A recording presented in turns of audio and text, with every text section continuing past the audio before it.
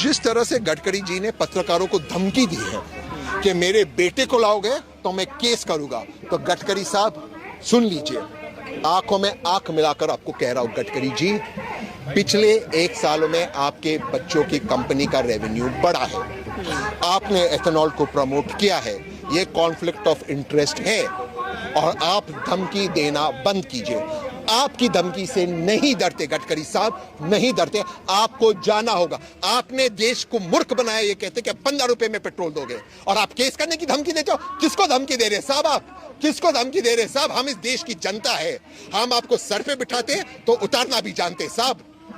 किसको धमकी दे रहे हो कि आप केस करोगे? कीजिए केस साहब, कीजिए। नहीं आपके केस से डरते, नहीं आपके पुलिस की लाठी से डरते और नहीं आपके जेलों से डरते साहब।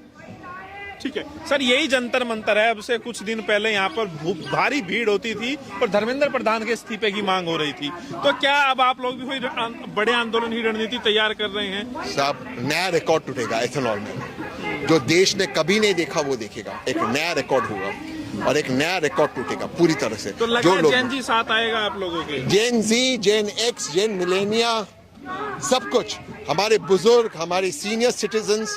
मैं तो कहता हूँ भाजपा के नेता भी आ जाए, फिर से आपको वोट नहीं मिलेगा। लोगों को नुकसान हो रहा है साहब, लोगों को नुकसान हो रहा है।